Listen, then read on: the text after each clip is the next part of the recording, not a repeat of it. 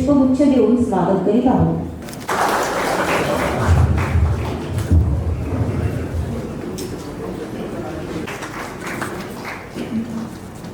आदरणीय मॉन्सिग्नर Francis Korea,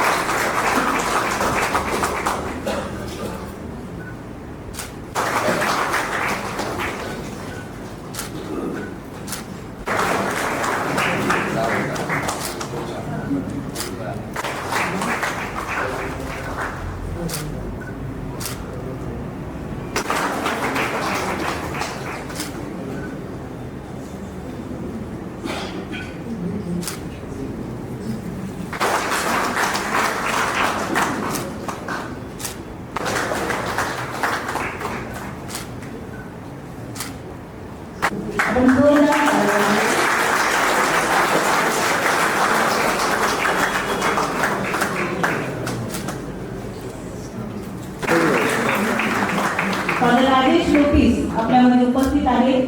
त्यांचेही आपण पुष्प देऊन स्वागत.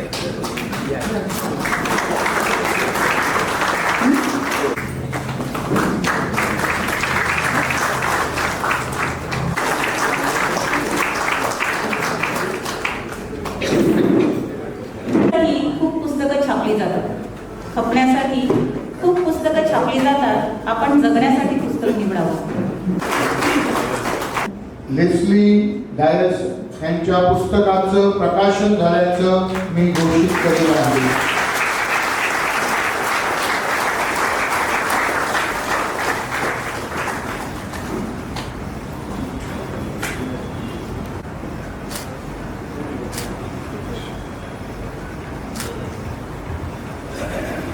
आपलं नव्या पिढीसाठी हा अनमोल वारसा लिखित स्वरूपात सादर करण्याची मनकठीण कामगिरी पेशाने प्राध्यापिका असलेल्या सर हेलन रॉबी डिसिल्वा यांनी शायरी झेला रूपाने लीलया पेलली आहे. या सुंदर पुस्तकाचे प्रकाशन आता बिशप साहेबांच्या हस्ते होत आहे.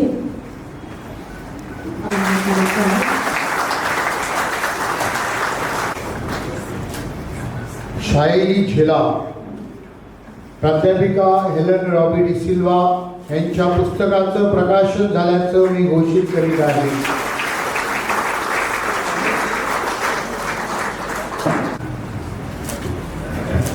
श्री स्टॅनली गन्साल्विस लिखित अबोलीचे बोल हा नवीन कथासंग्रह आज प्रकाशित होत आहे. अबोलीचे बोल श्री स्टॅनली गन्साल्विस लिखित पुस्तकाचं प्रकाशन झाल्याचं मी घोषित करीत आहे.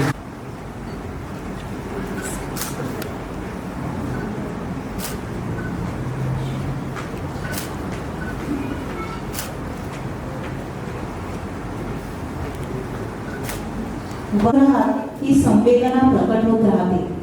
तेतेलेस्टाय हा ग्रीक शब्द प्रभू येशू ख्रिस्ताने क्रूसावरील बलिदानाच्या अखेरीस उच्चारलेला शब्द. याचा अर्थ तथास्तु किंवा पूर्ण झाले. या काव्यसंग्रहातील कविता या शीर्षकाभोवती विहारतात. आपल्या मनाला हळवी साथ घालताना म्हणतात, तू गेलीस आणि आता, तू गेलीस आणि आता भिंती आहे छप्पर नाही, चौकट आहे दार नाही, दान आहे दाणा नाही, शरीर आहे मी नाही, शरीर आहे मी नाही. सन्माननीय बिशप साहेबांना नम्र विनंती, आपल्या शुभ हस्ते या काव्यसंग्रहाचं आपण प्रकाशन करावं.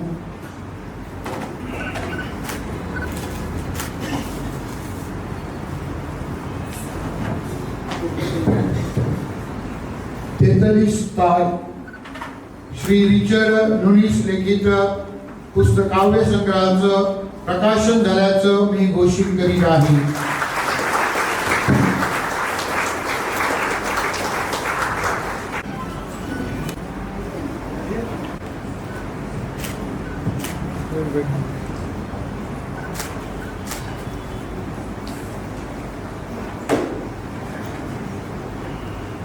ज्येष्ठ साहित्यिक श्री स्टॅनली गन्साल्विस आपल्या अबोलीचे बोल या पुस्तकाविषयी सभागृहाशी हितगुज साधतील.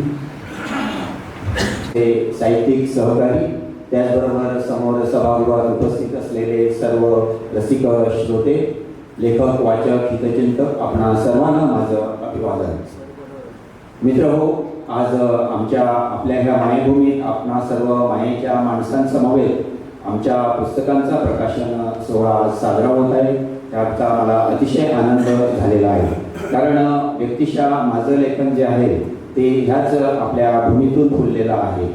मी बालपणापासून पाहिलेली माणसं, अनुभवलेल्या घटना, मला भेटलेल्या व्यक्ती आणि वल्ली, तसेच लहानपणापासून पाहत असलेलं आपलं एकेकाळचं शांत, सुशांत आणि सुशेगात अशी ही आपली गावं, खेडी आणि काळाच्या ओघात आज शहरीकरणाच्या दिशेने जो झंझावात आपल्याकडे येत आहे, जो बदल घडत आहे, त्यामध्ये आपण भरकटून जात आहोत. आणि ह्या सगळ्याचं चित्रण, ह्याला शब्दरूप देण्याचा, माझ्या कथांमधून शब्दरूप देण्याचा मी आजवर प्रयत्न करीत आलेलो आहे.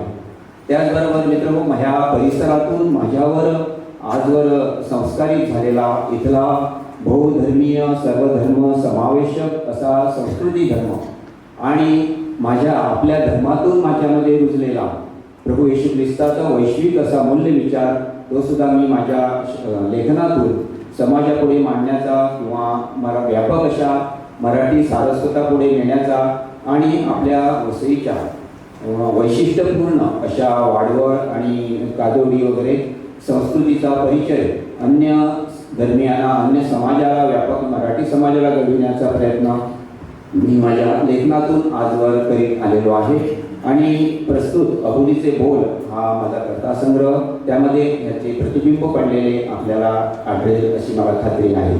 आज ह्या निमित्ताने मला विशेष अभिमानाने उल्लेख करावा असं वाटतो, तो म्हणजे सुवार्ता मासिकाचा.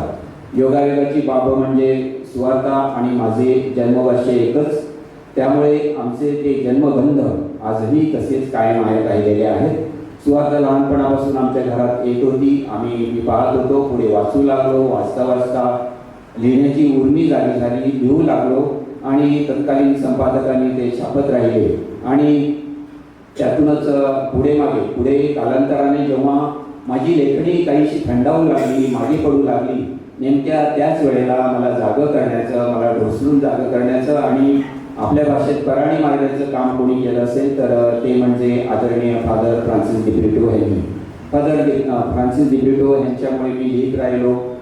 त्यांनी माझ्याकडून लिहून घेतलं आणि लिहायला लावलं. आणि माझ्यातील जो कोणी लेखक, साहित्यिक आहे त्याचं श्रेय केवळ आणि केवळ फादर फ्रान्सिस दिब्रिटो यांचंच आहे.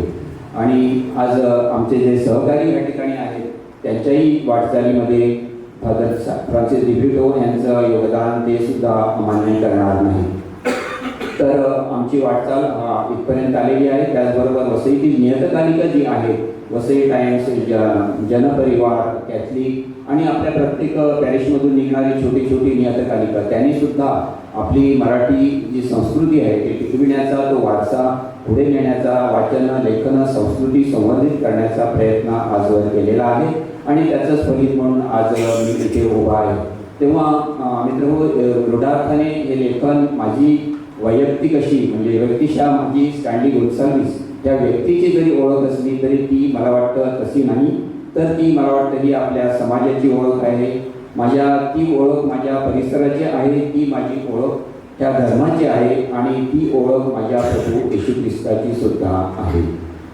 तर आमचा हा प्रवास आता इथपर्यंत आलेला आहे. या प्रस्तुत कथासंग्रहाचं यशापयश आपणच जोखायचं आहे.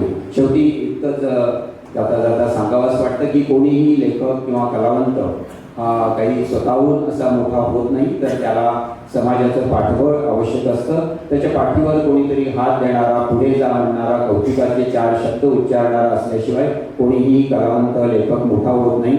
आणि हे सगळं पाठबळ आम्हाला आपल्याकडून आजवर मिळत आलेलं आहे.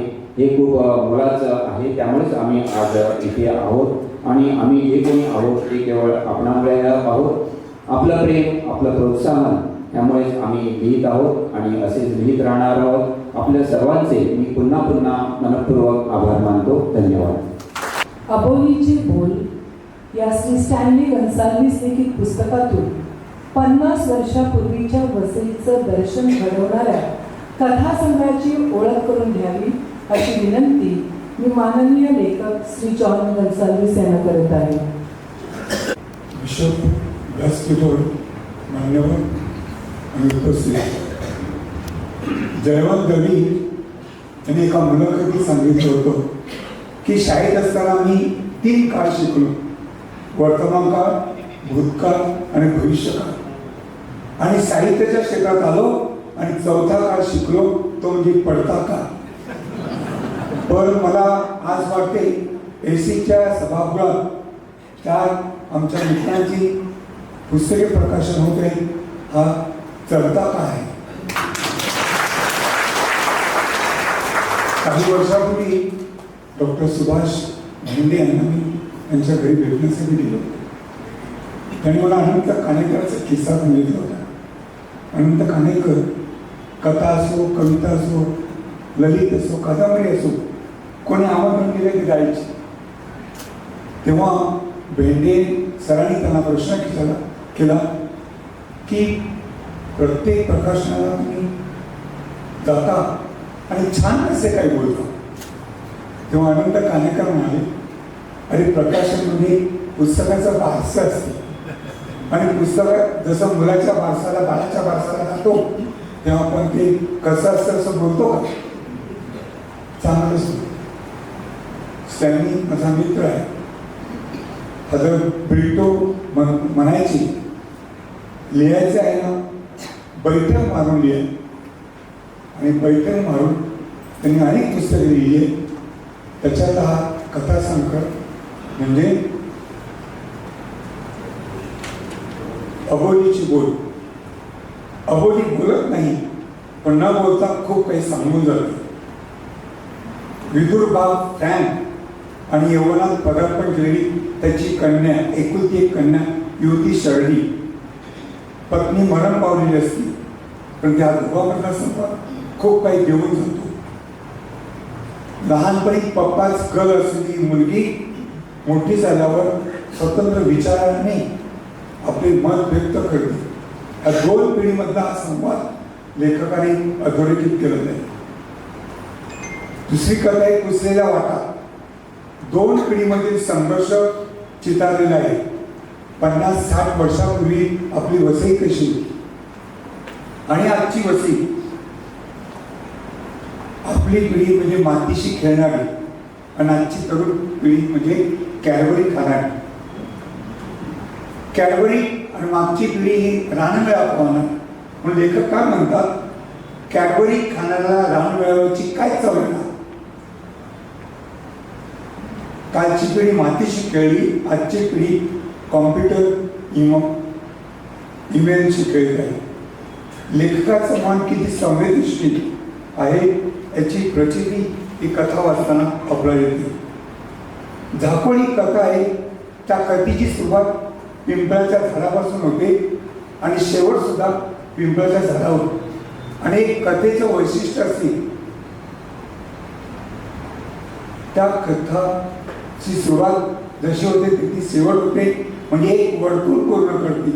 आणि वर्तुळ पूर्ण करणारी कथा ही साहित्यात एक सुंदर साहित्याची कथा म्हणून त्याचा गौरव केला जातो. अशाबद्दल माझ्यापेक्षा सिसिलिया मॅडम अधिक सांगतात. आणि त्यांचे वाक्य असं आहे, 2 मित्र असतात, सकाळच्या मॉर्निंग वॉकपासून भेटतात आणि मग ते जीवन मित्र होतात, सुखदुःख शेअर करतात आणि त्यांची ती कथा आहे. आणि त्यांचं काय जीव वय झालं असलं, संध्याछाया विवैती हृदया असं नव्हता, संध्याछाया आनंदिती हृदया हा त्यांचा सकारात्मक दृष्टिकोन आहे. आणि म्हणून ते नेहमी म्हणत असतात, हेही दिवस जातील आणि चांगले दिवस येतील. हा आशावाद त्या कथेतून त्यांनी पेरलेला आहे. अंधारडो या कथेत मोहमाया सोडून प्रभूच्या मनात काम करून जाणाऱ्या फादर अलेक्स यांची जीवनचरित्र रेखाटलेले. तो कैचीत सापडलेला आहे. घरदार सोडून बाहेर जिथे प्रसिद्धी कार्य करतो तिथले अर्थकारण, राजकारण, समाजकारण आणि घरातली त्याच्या भावंडांची मांडण या दोघांच्या कैचीत सापडल्याचे व्यक्तिचित्रण स्टॅन्लीने मोठ्या बहारदार शैलीत वर्णन केले. रानपूर ही कथा वाचल्यानंतर मला देवान नारायण मोहन टिळक यांची रानात पडलेली एकटीच फूल या कवितेचे स्मरण झालं. आणि त्या कथेत आदिवासी मुलाचे चित्रण त्यांनी केलेलं आहे. आणि शेवटचा त्यांनी समारोप केलाय की रानात हे फूल उद्यानात फुलले असते तर अवघे जग सुगंधित झाले असते. हा मर्मगाई विचार त्यांनी दिलेला आहे. ती वाट सुंदर होती याच्यात प्रथम पुरुषी निवेदन आहे. त्याच्यात वसईतला हा 50-60 वर्षापूर्वीची घर, वीज, चर, शाळा आणि आज झालेली संक्रमावस्था ललित पूर्णाचा एक सुंदर आविष्कार आहे. ती कथापेक्षा ललित गद्याकडे झुकणारा तो आहे. त्याचा पिंड हा कथात्मक ललित गद्य असा लेखक आहे. त्याचप्रमाणे त्या फुलाचं देणे हे आदिवासी व्यक्ती गोविंदा याच्याविषयी व्यक्तीची आहे. आणि हा गोविंदा लेखकाला लहानपणी फूल देत असतो आणि मग शेवटी व्यसनामुळे या गोविंदाची काय दुर्दशा होते, शेवटी त्याचा अंत होतो आणि मग लेखक म्हणतो त्या फुलाचं देणं माझ्याकडून राहिलेलं आहे. ही खंत त्यांनी बोलून दाखवलेली आहे. हे सगळं करत असताना कधी कधी लेखक आपण म्हणतो आपल्या भाषेत म्हणतो ना गोकाकडून गोवा घेतात. तर त्यांनी आत्ताच निवडणुका झालेल्या आहेत आणि निवडणुकीच्या संदर्भात त्यांनी सहकार क्षेत्रातील निवडणुका या संदर्भात एक कथा लिहिलेली आहे. आणि ती कथा वाचत असताना मला उस्मानाबादचं वाक्य आठवलं. उस्मानाबाद म्हणायचे की संस्थेची संस्थानं तरी की खुर्च्याची सिंहासन होतात. आणि हा सुंदर मर्मणारे विचार त्यांनी आपल्या कथेतून दिलेले आहे. आणि सांगत असताना निश्चितपणे सहज सांगतात, संस्थेची जेव्हा पुढे एकदा खुर्चीवर बसलेले कोणी खेचल्याशिवाय पाय होत नाही हे सत्य त्यांनी अधोरेखित केलेले आहे. फ्रेंड्स, तत्वज्ञ चॉपर सात्र म्हणायचे एव्हरीथिंग इज पॉलिटिक्स. त्यामुळे सगळ्या क्षेत्रात राजकारणाने सहभाग घेतलेला आहे. पण राजकारणात सुद्धा समाजकारण करता येतो हे त्यांनी त्या कथेतून दाखवून दिलेलं आहे. आणि शेवटचा समारोपात सांगायचं म्हणजे त्यांची कथेमध्ये लक्षवेधी असे निवेदन आहे. ओघवते लघुत्तम असा संवाद आहे. अचूक बोलीभाषा, प्रमाण भाषा आणि नवीन पिढीला कळणारी अशी मार्लिश भाषेचा त्यांनी वापर केलेला आहे. मार्लिश म्हणजे मराठी इंग्लिश लँग्वेज. त्यांनी काही वाक्य वापरलेले आहेत. उदाहरणार्थ छान सिनेरी आहेत बॅकग्राऊंडला, फोटो क्लिक कर. नेक्स्ट सॅटर्डे संडे गॅदरिंग आहे. आजच्या तरुण पिढीची उगवती भाषा त्यांनी चितारलेली आहे. पण त्याच्यामुळे कथेला काही बाधा येत नाही. उलट कथा अधिक फुलते बहरते. आणि शेवटी एवढं सांगायचं की याच्या कथेला वसईच्या मातीचा गंध आहे, भाषेचा सुगंध आहे, संस्कृतीचा दरवळ आहे. कथेतून लेखकाने वसईची सांस्कृतिक दस्तऐवज हजरत फ्रान्सिस पुढे म्हणाले की इतिहासामधूनच दस्तऐवज शब्द करता येत नाही, तर त्यांनी कथेतून आपला वसईचा दस्तऐवज शब्दांकित केलेला आहे. आणि म्हणून त्याचं मला अभिनंदन करायचं वाटतं. काही कथा वाचताना मला थोडासा हेवा वाटला. आणि फादर जोएलच्या शब्दात सांगायचं म्हणजे होली जेलसी.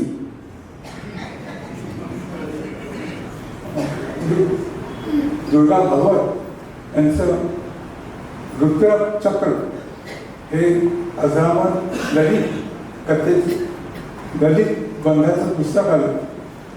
तेव्हा ते पुशी रेगे यांनी वाचलं आणि पुशी रेगेने वाचल्यानंतर दुर्गा भावानं सांगितलं की ते पुस्तक वाचताना मला तुझा हेवा याच्यासाठी वाचतो वाटतो की तो विषय मला का सुचला नाही. जेव्हा असं विचार जेव्हा एक लेखक दुसऱ्या लेखकाच्या मनात येतो तेव्हा त्या लेखकाच्या कथेचं साहित्याचं मोल खूप मोठं होतं. आणि शेवटी हा विचाराचा मेळावा आहे. एकंदरीत साहित्य, समाज आणि विचार ही त्रिसूत्री आहे आणि त्रिसूत्रीमध्ये गुंफण्यासाठी आपण वाचक लेखक एकच आलो. आजचा वाचक उद्याचा वक्ता असतो आणि परवाचा लेखक असतो आणि त्या दृष्टिकोनातून ही ज्या पुस्तकाचा परिमळ आपण जास्तीत लोकांपर्यंत न्यावा हे मी विनंती करतो. आणि त्याच वेळेला उदय प्रकाश नावाचा एक कवी आहे, त्याची कविता आहे. त्या कवितेने मी समारोप करतो कारण साहित्य, समाज आणि विचार असा हा आपला जी साखळी आपल्याला पुढे न्यायची आहे. म्हणून माणूस मेल्यानंतर काही विचार करत नाही. माणूस मेल्यानंतर काही विचार करत नाही. माणूस गेल्यानंतर काही बोलत नाही, काही विचार करत नाही, काही बोलत नाही, तर माणूस मरून जातो. विचार करण्यासाठी आणि बोलण्यासाठी वाचक, लेखक, संवादही आवश्यक आहे. आणि आजच्या दिवशी मी चारही लेखकाचे अभिनंदन करतो आणि विशेषतः 2 पुस्तके प्रथम आलेली आहेत त्यांचंही अभिनंदन करतो. पु ल देशपांडे म्हणायचे, नटाच्या पहिल्या एंट्रीला जे महत्त्व असते तेच महत्त्व लेखकाच्या पहिल्या साहित्य कृतीला असते. त्यामुळे हेलन आणि गीतकार शानी यांचंही मी अभिनंदन करतो. मला बोलायला संधी दिली त्याबद्दल धन्यवाद. सन्माननीय बिशप थॉमस डिसोजा यांना मी आपले अध्यक्षीय भाषण सादर करण्याची विनंती करत आहे.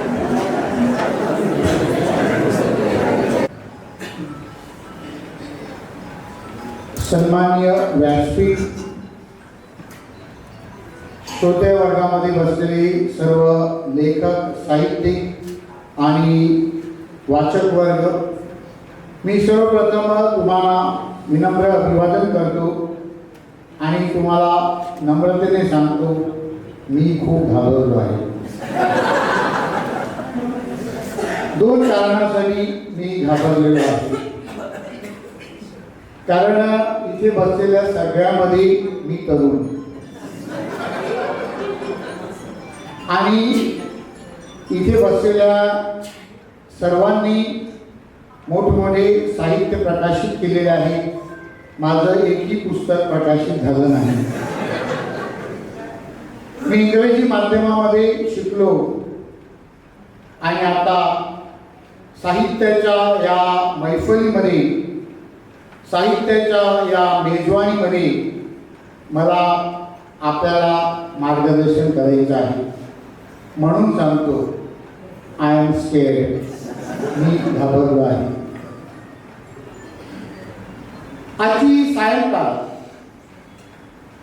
जणू काही आपल्याकडे जी लग्नाची मेजवानी चालते त्याप्रमाणे आहे. ही साहित्याची मेजवानी आहे. लग्नाच्या मेजवानीमध्ये आपण आज पाहतो की डिशेस वाढलेल्या आहेत. Fish fry, pork chilli, chicken tikka, mutton masala. आज जणू काही या 4 पुस्तकांद्वारे आपल्याला अशा प्रकारे हे वेगवेगळे साहित्याचे जणू काही नवीन नवीन डिशेस आपल्यापुढे मांडलेले आहेत. अगदी सुरुवातीला मला सांगायचं होतं 43 तास म्हणजे माझं पूर्ण झालं.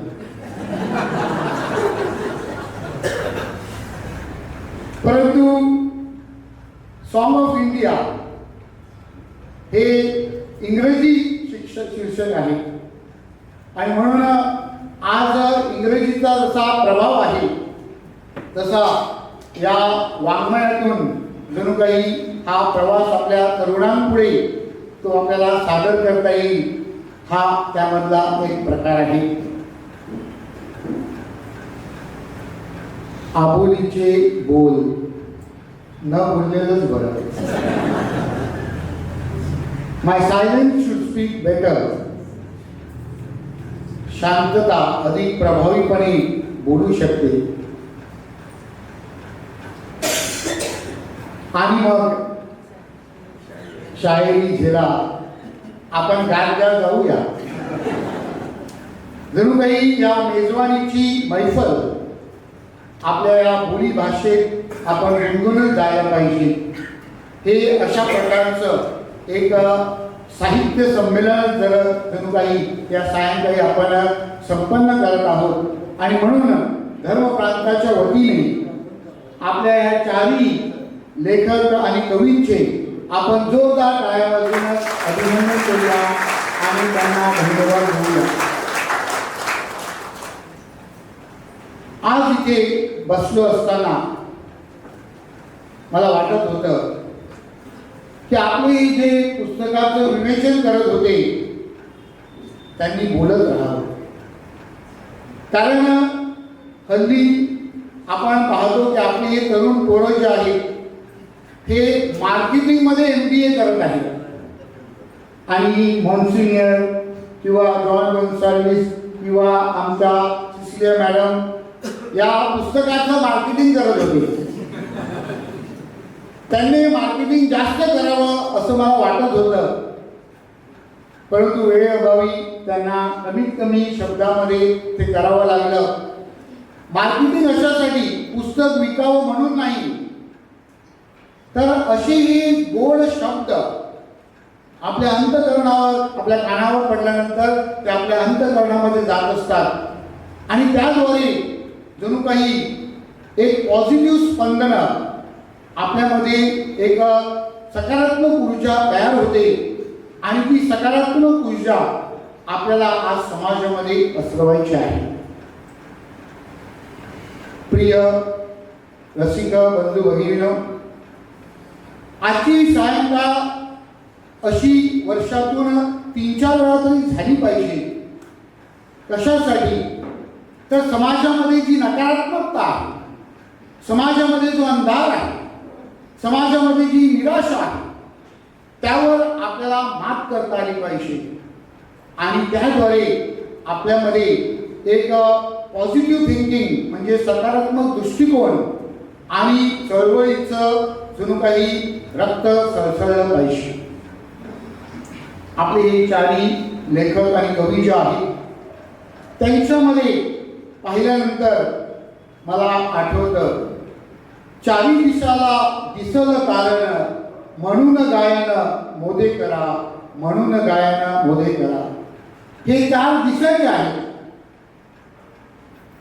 ते 4 दिशेने आपल्याला विचार करणार शिकवणारे आहेत, परंतु त्यांच्यामध्ये एक साम्य आहे आणि ते मला वाटतं की त्यांच्या श्रद्धेचा जो दृढपणा आहे, श्रद्धेमध्ये ते जे मुळावले आहे, जे श्रद्धेचं बाळकडू त्यांना त्यांच्या कुटुंबामध्ये ख्रिस्ती कुटुंबामध्ये मिळालेलं आहे, त्या श्रद्धेवर आधारित त्यांनी या अशा प्रकारचं धाडस करण्याचा प्रयत्न केलेला आहे. त्यांच्यामध्ये दुसरं साम्य मला दिसत आहे आणि ते म्हणजे सामाजिक जाण, सोशल कॉन्शियसनेस. आज समाजामध्ये या सामाजिक जाणतेविषयी जणू काही रास चाललेला असताना ह्या लेखकांनी आणि कवींनी आपल्यातली जी सामाजिक जबाबदारी आहे, सोशल कमिटमेंट, ही जागृत करण्याचा प्रयत्न केलेला आहे आणि त्याद्वारे समाज परिवर्तनासाठी, समाजामध्ये बदल घडवून आणण्यासाठी, समाजाचं नूतनीकरण करण्यासाठी निश्चितच लाभ होणार आहे आणि म्हणून मी आपलं खास अभिनंदन करत आहे. They are like the good Samaritans. समाजाचे चांगले शंभरोणी म्हणून त्यांनी आपल्यापुढे एक आदर्श निर्माण केलेला आहे. वाङ्मय किंवा साहित्य म्हणजे अंतःकरणातला आवाज किंवा आक्रोश. आज आपला हा अंतःकरणातला आवाज किंवा आक्रोश थांबवण्यासाठी प्रयत्न होत असतात. आपल्या आजूबाजूची परिस्थिती आपल्याला बंधनं निर्माण करतात. अशा पार्श्वभूमीवर साहित्य आपल्याला एक सुंदर असा मार्ग आहे. आणि म्हणून या आजच्या लेखकांनी आणि कवींनी आपल्यापुढे काय शिकवण किंवा आदर्श दिला आहे की त्यांनी ज्याप्रमाणे त्यांचं पुस्तक प्रकाशित केलं, त्यांच्या अंतःकरणातील किंवा त्यांच्या जीवनातील भाव त्यांनी लेखनाद्वारे आपल्यापुढे सादर केलं, तसंच प्रिय बंधू भगिनीनो, आपण प्रत्येकाने आपल्या अंतःकरणातला आवाज, आपल्या अंतःकरणातला आक्रोश हा शब्दांकित करायला सुरुवात करायची आहे. आणि आपली ही पुस्तकं एक दिवस प्रसिद्ध होतील यासाठी आपण प्रयत्न करायचे आहे. मी स्वतः तशा प्रकारचा प्रयत्न करणार आहे आणि एक दिवस माझे पुस्तक प्रकाशित होईल असं मी स्वप्न पाहणार आहे. कधी होईल माहीत नाही, पण म्हणून प्रयत्न. प्रिय बंधू भगिनीनो, चांगल्या माणसांनी, चांगल्या विचार करणाऱ्या व्यक्तींनी एकत्र आलं पाहिजे आणि एकत्रितपणे प्रवास करायला शिकलं पाहिजे. म्हणजेच आपल्या संस्कृतीचा जो ठेवा आहे, जो आजच्या या लेखक आणि कवींनी आपल्यापुढे मांडण्याचा प्रयत्न केला आहे. किती सुंदर अशी संस्कृती, the culture of our faith, आपल्या विश्वासाची जी संस्कृती आपल्या पूर्वजांनी आपल्याला दिलेली आहे, तो ठेवा आपल्याला पुढे न्यायचा आहे. आणि संस्कृती, कल्चर गिव्हज अस लाईफ. संस्कृतीतूनच जीवन उगवत असतं आणि ही जी संस्कृती आज लयास जाऊ लागलेली आहे, त्याला पुनर्जीवित करण्यासाठी आणि त्यामध्ये नवीन उत्साह निर्माण करण्यासाठी जणू काही आजचे आपले हे प्रयत्न आहेत. आणि या प्रयत्नाद्वारे आपण जर सर्वांनी संघटित झालं आणि एकत्रितपणे विचार केला तर निश्चितच आपला हा वसईतील हे जे अमृत आहे किंवा हा जो वारसा आहे, हा ठेवा आहे, त्याची जतन आपल्याला करता येईल आणि पुढच्या पिढीला ते निश्चितच देता येईल. आणि म्हणून ज्याप्रमाणे आजच्या या लेखकांनी आपल्याला दाखवलेलं आहे की त्यांना जे वाटलं, त्यांनी जो विचार केला, त्यांना जे सुचलं ते त्यांनी लिहिलं. आपण देखील तशाच प्रकारे रोजच्या आपल्या विचार प्रसंगीमध्ये हे सगळं लिहायला सुरुवात करायची आहे आणि एकमेकांना ऐकून दाखवायचं आहे, बोलून दाखवायचं आहे, सांगायचं आहे. म्हणजेच ज्याप्रमाणे एखाद्या पाण्यामध्ये दगड टाकल्यानंतर त्याची रिपल्स हे पसरत जातात, तसेच असे हे चांगले विचार पसरत जातील आणि त्याद्वारे आपल्याला समाजामध्ये जो चांगुलपणा आहे, समाजामध्ये जी सकारात्मकता आहे, समाजामध्ये ज्या आशेची किरण आहे, ते आपल्याला निश्चितच मोठे करता येतील आणि पुढे नेता येईल. वाङ्मयाच्या या सायंकाळी पुन्हा एकदा मी लेखकांचे, सर्व त्यांच्या पुस्तकांचं जे विश्लेषण करणाऱ्यांचे, स्टेजवरील मान्यवरांचे आणि स्टेज समोरील सर्व रसिक प्रेक्षकांचे आभार मानतो आणि तुम्हाला धन्यवाद देतो. हा जो आपला प्रवास आहे, वाङ्मयाचा प्रवास, तो आपण असाच चालू ठेवावा, वारंवार भेटत राहावं यासाठी सदिच्छा व्यक्त करतो. God bless you.